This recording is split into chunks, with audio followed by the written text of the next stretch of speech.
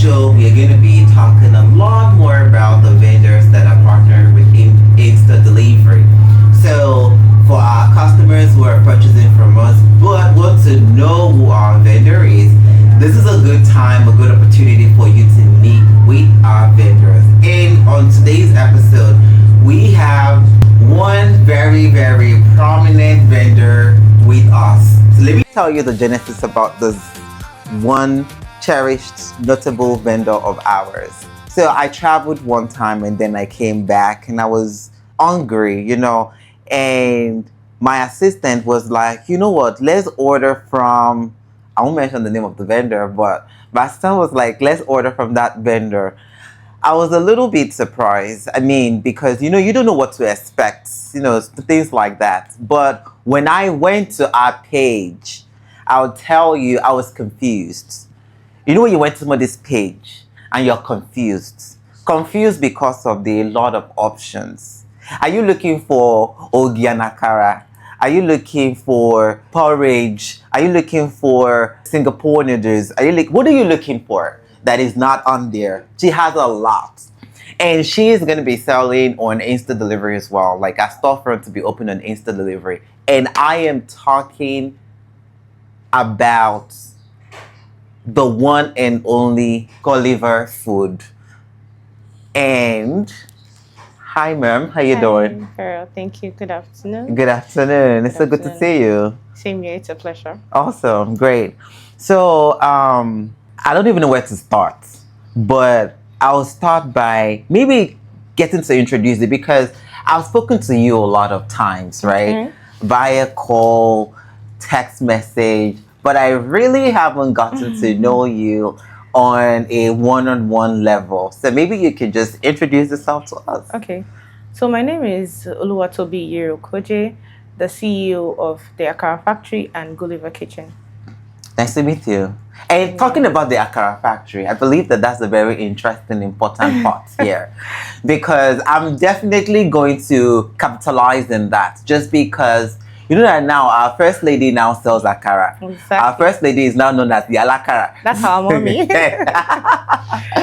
So as the mommy of Akara, I've already said, okay, you guys go and be selling Akara, something like that. When she said that, something actually just resonated in my mind to say, actually, people are making mock of this statement that she mentioned, which is the Akara. Although your store, you only don't do Akara or you only don't sell Akara, but Akara is like the fact that you called something Akara Factory. I think the idea behind it is just very modern.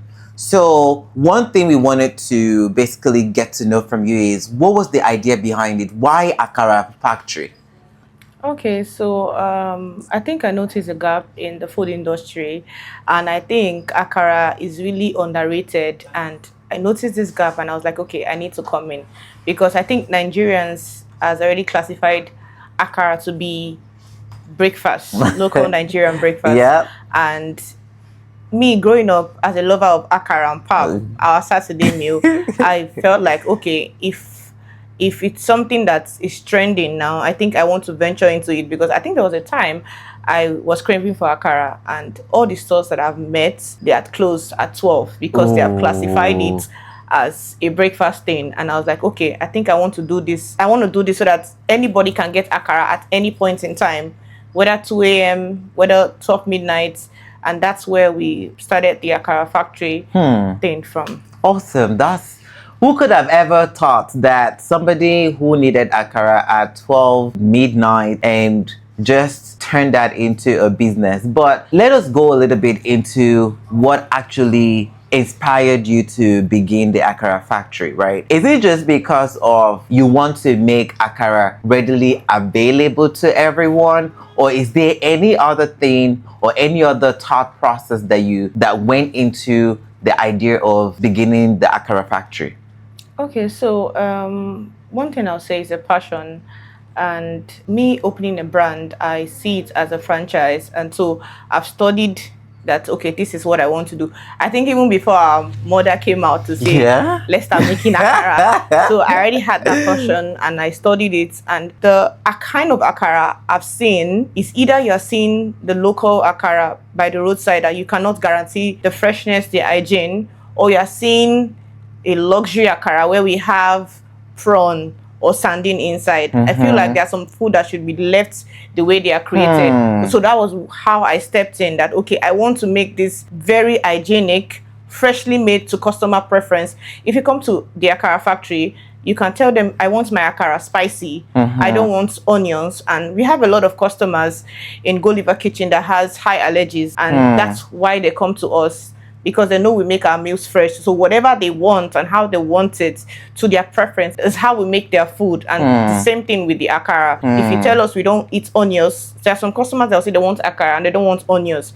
That's where we step in, because the moment you place your order, that's when we start blending the beans, and that's when we start infusing the flavors and the ingredients that we need to. So I think I've not really seen somebody that has that kind of I haven't either. Standard, yes. Because either they are already made kind of menu where you have to work with it. But at this point, we are allowing our customers to create the menu for us. How do you want your akara to be made? Okay. Some will say, oh, I want it really dry and crunchy, and some will say, I want it really soft and fluffy. Okay. So we work with customer preference at this time. Awesome. That's very exciting. So I believe that the goal or the motive between the Akara Factory is, it's not just that we are frying akara, we're storing the akara, you know, how like the regular people just fry the akara and then you go to the roadside and buy your akara. This is different. This one is individualized akara. You have to order your akara and say how you want the akara to look like. Some of us like akara with palm oil, right? Yes. Some people like the akara with granite oil. Some even prefer akara with. We have had a guest that said she wanted us to use olive oil to fry akara because she's a waitress.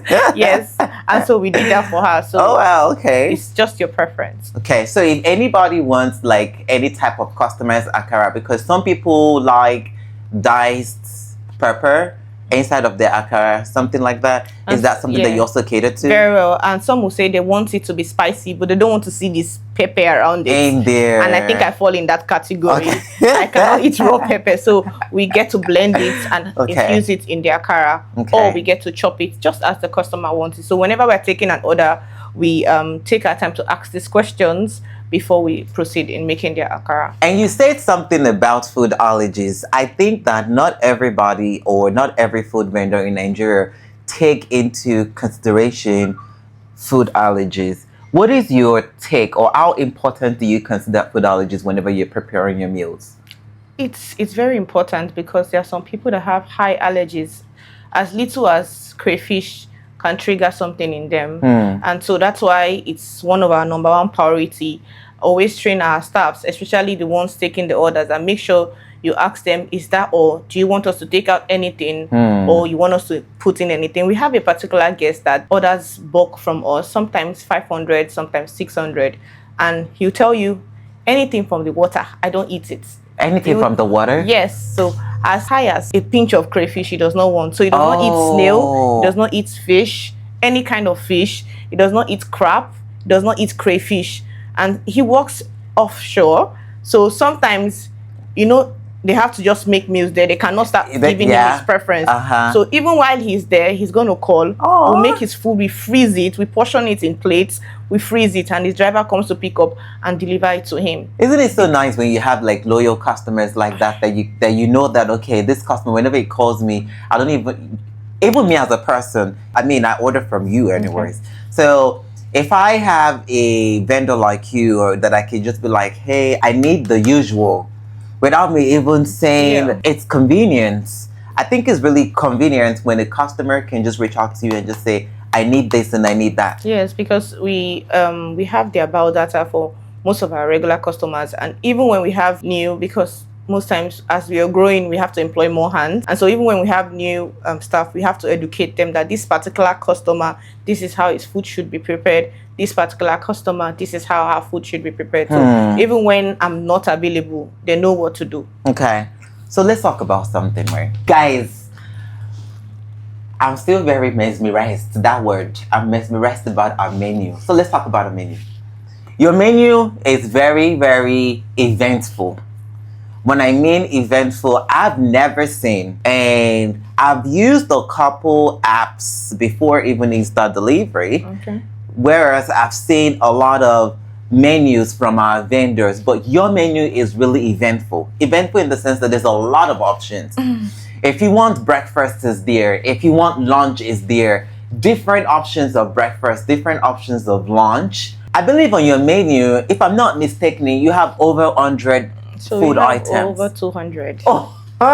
Over 200. 100 is even like an understatement.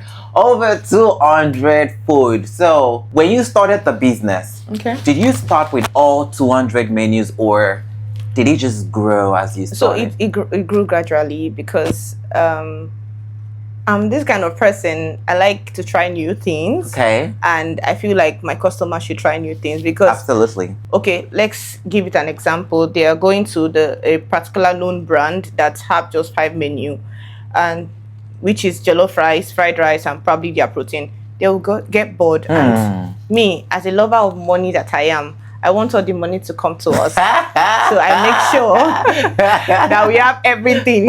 You cannot finish my menu in 1 year. Just know that you can't finish my menu in 1 year. That one I definitely agree, because I've been looking at your menu and there's sometimes you make me lazy because then I feel like, oh my god, why cook the breakfast when I can just go on Gulliver and just order ogi, pap and moi moi, pap and akara. There's even tapioca in there. That's how rich the menu is. Trust me, if you guys visit that menu on Insta-Delivery, you will definitely understand what I'm talking about. You know that I'm just not bluffing here. But let's talk a little bit about creating the menu, right? Your menu is very rich. I love it. Thank you. But the stress behind cooking this food, do you pre-cook them, or how do you make them? Okay, so the major challenge we kind of face that we always try to manage is every day out of stock, because you know that you just spent 2 million stocking up. Tomorrow they're already giving you item needed, and that's because our menu is very large. Yes. So for our food, like I said, we cook it from scratch. The only thing we cook that is in bulk, which you cook 3 times a day, is our jollof rice. It is one of our bestseller. So we cook the first batch in the morning, first batch in the afternoon, like mid-afternoon. Then we have the evening time because we are open till 3 a.m. So 3 a.m. Yes, I think from that 12 to that 3 a.m. Yeah. It's like 70% of our sales. I don't know why, but people order a lot at midnight. Wow. So when you come to our restaurant, everything is prepared fresh. Like I said, for example, if you're having like a dikanko, there's leaf already, so the chefs just chop the leaf, Okay. chopped everything and mix it up together because Okay. it has to be fresh so that we understand what this particular customer wants. Makes sense. For our tomatoes, we buy them in bulk, like the 50 kg tomatoes baskets, like 5. We blend them all at once. We boil them, then we freeze it.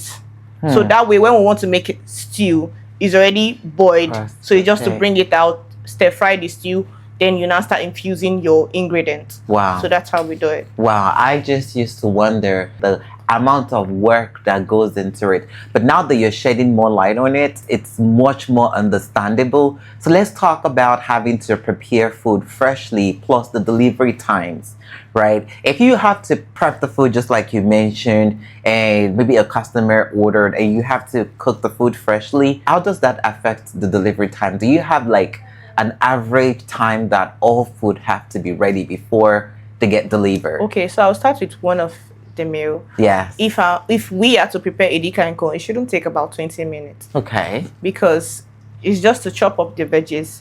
And now, so if the customer is having fish, our fish is already marinated, we'll just fry them. Then we have the one that are not marinated at all for customers with allergies.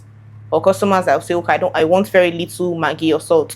We just get what they want inside, we marinate it immediately and fry it. So when you're doing all of that, it shouldn't take about 20 minutes. Awesome. Awesome. I'm actually learning a lot of business processes here when it comes to food vendors. So I believe that this is a really, really good opportunity for even you who wants to start a food vendor to learn as well from what we're talking about. Let's talk about money, right? You look very beautiful and very elegant. Thank you. I can see money all over from the top to the bottom. If I see more, I will still collect. It's not yet enough. I think we all do like that. we all do like money. But you look very elegant. You look very beautiful. Thank you. Obviously, you're a very successful businesswoman, and you just don't have the food business, right? You also have apartments as well, correct? Yes, please. Awesome. So, how do you manage all of these businesses together? Okay, so I would start with saying, do what you enjoy doing, because there are hard times.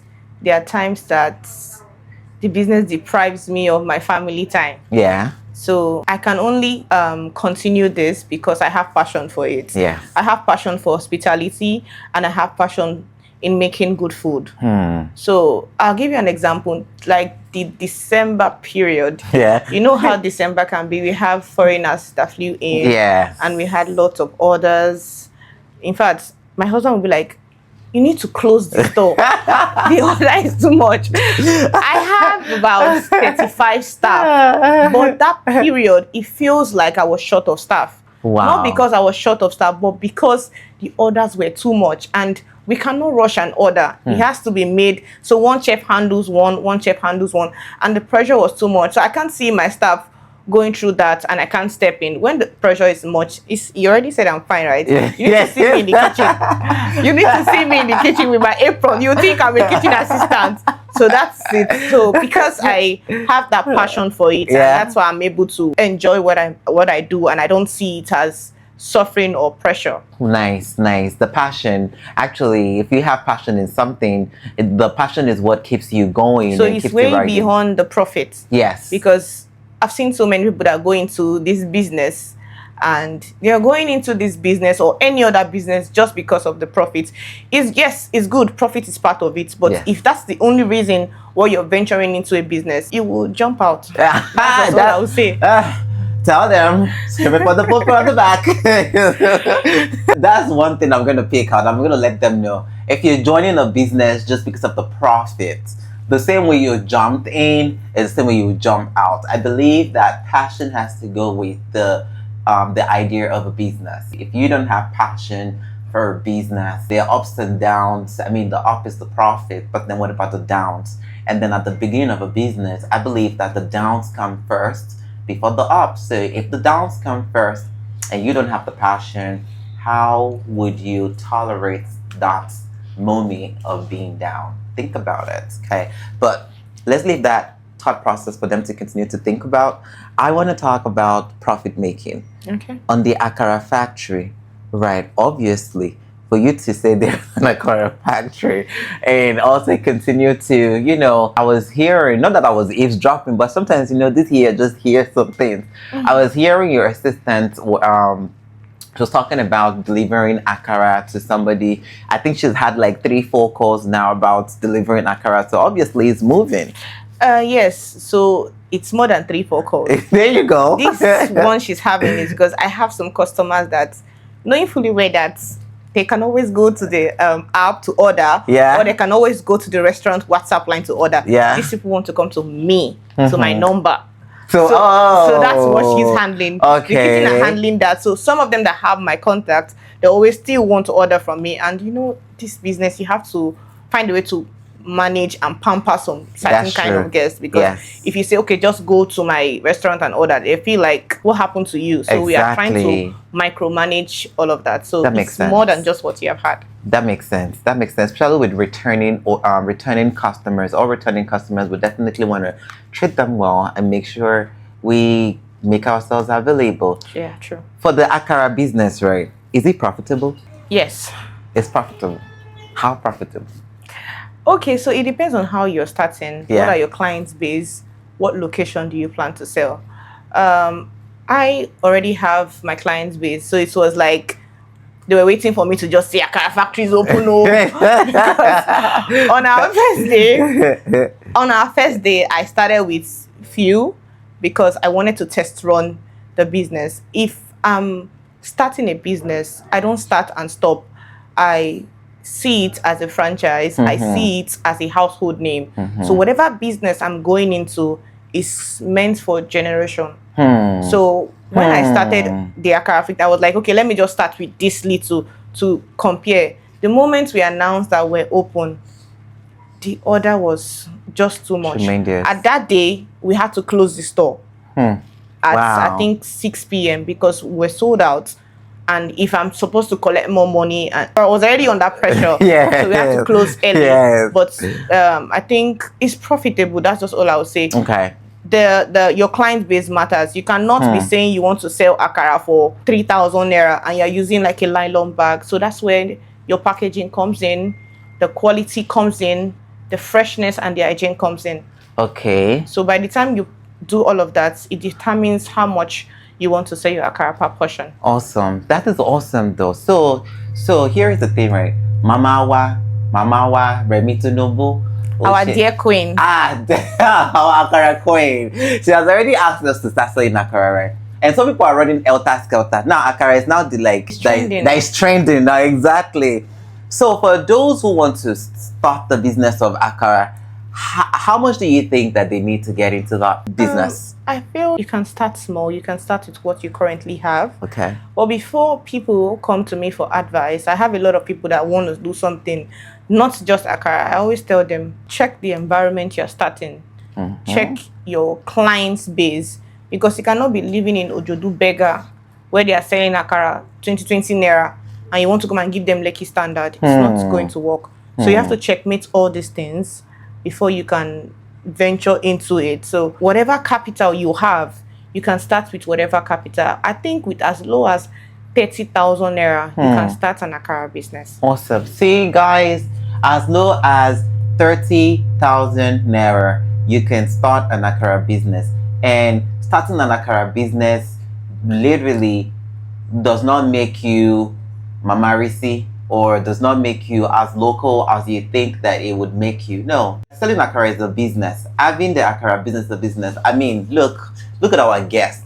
You see how elegant she is, and she is walking on the street where everybody say she has the Akara Factory. I even like to be called the Akara seller because it's like pride for me now. Yeah, because my mother has already said we should be selling Akara. You president, then who am I? Why will I not sell the Akara? Exactly. We are obedient citizens. Yes. Thank you. We are. I'm just waiting for the time that you start to sell corn, and I'm pretty sure that when you start to sell corn, if you start to sell something like that, it's not going to be the ordinary. We have corn in some of our menus. There you go. You see. So we have the sweet corn in some of our menus already. So corn is corn. It doesn't have to be sweet or local corn, but we sell corn. I don't think there's anything you're looking for that you won't find in my menu. Oh, trust me, that one I definitely know. And at the end of the show, I'm definitely going to tell everybody to go onto your menu, check it on Gulliver Food, and let me know exactly what you want. I'll probably just buy 5 meals for 5 people that will reach out, but that will be like after the show. I'll tell you how to go about that. But let's wrap this up, right? Because I know that as a businesswoman, I'm pretty sure you're probably thinking about the appointment you're going to go or the money you're going to make here. So you're going to make it as quick as possible. No problem at all. So what advice would you give to people who wants to go into the food business? What I'll say is checkmate yourself if that's what you really want to do. If possible, go for training. In as much as I love food business, I didn't go into the training, but inside my business, I had to go back for training.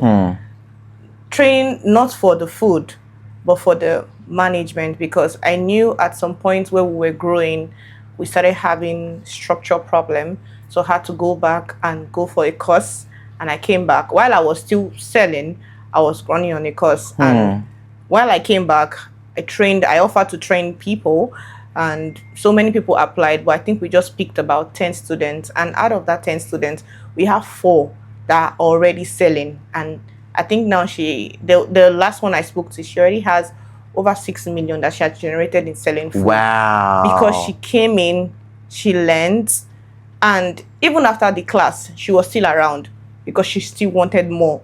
So she asked, okay, how do you do this online food? Because I'll tell you now, cloud kitchen is the real thing. It's not just opening a store and making people come in. Yeah. And that's why we have you guys, the Yeah. instant delivery, Yeah. that will help us do the delivery. Yes. In your space, you can make a lot of money without paying to get a big store Yeah. where people have to come in, where you Yeah. have to burn diesel, Yeah. you have to pay external staff and all of that. Then you have to deal with, of course, Lagos State. So I think that is it. Are you guys hearing now? Smart business idea. You don't have to have all of this overhead cost on you just because you want to run a food vendor. Partner with a cloud market like Insta-Delivery, of course, and put your store on Insta-Delivery so that people can purchase your menu from you on there. You could literally be in your kitchen, as long as the kitchen is clean and you're cooking. Of course, they will come to inspect. I know that they have come a couple of times to my kitchen, and of course they will inspect your kitchen before they can onboard you, and you have to be registered, right? There you go. It has to be a register. So don't just think you can just stand up and call instant delivery and say that Akara Factory said you can do so. Perfect. So one question again that I was gonna ask you before we wrap this up is, for people who think that Akara business is just something that I don't have to train, or maybe food business in general. Some people really think that maybe if they can cook, then they can open up a business, right? A food business. Can you let people understand the reason why training, regardless of how small it is, but the reason why training is very, very important? Training is important so you won't flop. Right. That's just the simple logic, because I just made a statement. If you rush into a business without passion, without understanding the business, you will jump out. Clock it. You jump out. So if you want to jump out, you got to get yourself trained. Do you have a training school or? No, for now, but we offer training because the workload is so much and I need to structure properly. Right now, I have 3 branches, trying to open one on the mainland, and I need to restructure. So I can't just jump in on everything. Yes. So once I'm fully ready, I think I will notify people that we are training. Awesome. So right now, there's not an opportunity for training. So that time, I just wanted to offload what I learned, because I actually went to Red Dish Culinary School. So that was why I offered free training for selected amounts of people, and after then it's a wrap for now. Wow, awesome. On our YouTube page, usually we have about more than 50,000 views or 100,000 views. I guess the last one was like 120,000 views, you know. So what would you like to tell everybody that are watching us right now? If you're to sell something about Gulliver food, or you're to sell something about yourself, what would you sell to the people out there? I'll sell good food, I'll sell integrity, and I'll always tell them that they can trust us with their allergies, their health, and also their weight loss. Also, that part, weight loss. So everyone, thank you guys so much for watching. I really had so much fun with you. I hope you did too as well. Absolutely. Yeah, awesome. So thank you guys so much for watching. We really appreciate you guys staying with us. And of course, like you already know, this is Gulliver Food, and Gulliver Food is going to be on Insta-Delivery. Next episode, we're going to be bringing another vendor of ours that will be selling an Insta-Delivery. And this show again, just as a reminder, this is Insta-Delivery Meet Our Vendors, where we'll be displaying and featuring most of our vendors. Today again, we have the CEO of Gulliver Food, who happens to be a very delighted, beautiful, and business mogul. So we're really, really proud and really happy to have her here. And we hope everybody already learned a thing or two on there. And also, I would not go without letting everybody know that this show is proudly sponsored by Insta-Delivery. And if you have to make a purchase in Insta-Delivery, just visit the link down below, or you send the message to the WhatsApp number that is down below, and we'll be happy to serve you. Until next time, I remain your very good host, Tolulope Okanlawon, and I'll talk to you guys later. Bye.